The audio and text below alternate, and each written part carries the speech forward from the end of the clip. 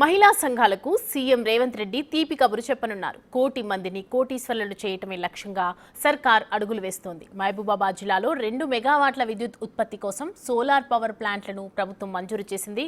మరిపేడ మండలానికి చెందిన 4 మహిళా సంఘాలు ప్లాంట్ నిర్వహణకు ఎంపికయ్యాయి. మరిన్ని వివరాలు మా ప్రతినిధి యశ్వంత్ అందిస్తారు. గతంలో ఎన్నలేని విధంగా రేవంత్ రెడ్డి ప్రభుత్వం ఏర్పడిన తర్వాత మహిళలకు ప్రాధాన్యత పెరుగుతుంది. ముఖ్యంగా తెలంగాణ రాష్ట్రంలో మహిళా సంఘాలకు ఎన్నలేని ప్రాధాన్యత కూడా ఇస్తున్నారు.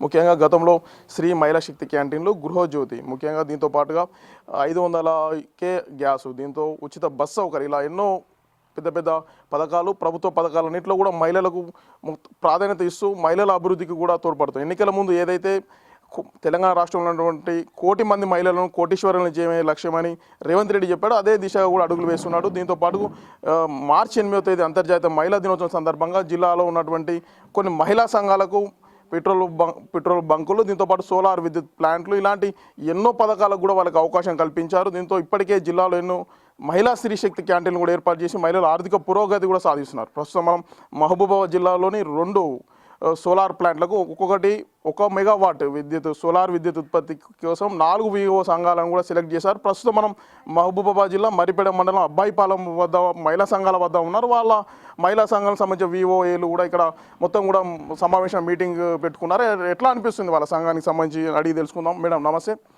మీ ఈ సంబంధించి పవర్ సోలార్ ప్లాంట్ ఉత్పత్తికి మీ సంఘాన్ని సెలెక్ట్ చేశారు. ఇక్కడ ఎట్లా ఉంది పరిస్థితి? సార్, ఇప్పుడు మా ఝాన్సీ లక్ష్మి అబ్బాయిపాలెం సంఘం సెలెక్ట్ చేశారు. ఆ సంఘాల్లో కనుక 28 సంఘాలు ఉన్నాయి, చిన్న సంఘాలు. 28 సంఘాలతో మాట్లాడేసి సోలార్ ప్లాంట్ 1/2 మెగావాట్ కోసమని పెట్టుబడి కాగా మా సంఘం నుంచి పెడదామని ముందుకు వచ్చారు మా గ్రామ సంఘం వాళ్ళు. ఆ పెట్టుబడిలో మేము 10% పెడితే 90% ప్రభుత్వం మాకు చేయూతనిస్తున్నది. ఆ ప్రభుత్వం చేయటంతో మాకు ఈ సంవత్సరానికి ఒక 3 lakhs వరకు లాభాల్లో మేము ఉండగలుగుతామని మా అంచనా ప్రకారం ఇలా ఈ పని చేసినందుకు మా సంఘ సభ్యులందరం రేవంత్ రెడ్డి ప్రభుత్వానికి కృతజ్ఞతగా చెప్పుకుంటున్నాం. మీరు చెప్పండి అమ్మ, మీ ఎన్నో సంఘాలు ఉన్నాయి జిల్లాలో, కానీ మీ సంఘాన్ని మాత్రం సోలార్ పవర్ ప్లాంట్ పెట్టడానికి సెలెక్ట్ చేశారు. ఎట్లా అనిపిస్తుంది మీకు? చాలా హ్యాపీగా ఉంది మా సంఘానికి రావడానికి.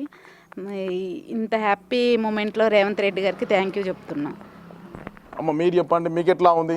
చాలా మహిళా సంఘాలు ఉన్నాయి. మీ సంఘానికి కూడా 1/2 మెగావాట్, మొత్తానికి మరిపేడ మండలంలో 4 వివో సంఘాలకు 2 మెగావాట్లు ఉత్పత్తి చేయడం, మీ సంఘానికి 1/2 మెగావాట్, మీకు ఎట్లా అనిపిస్తుంది?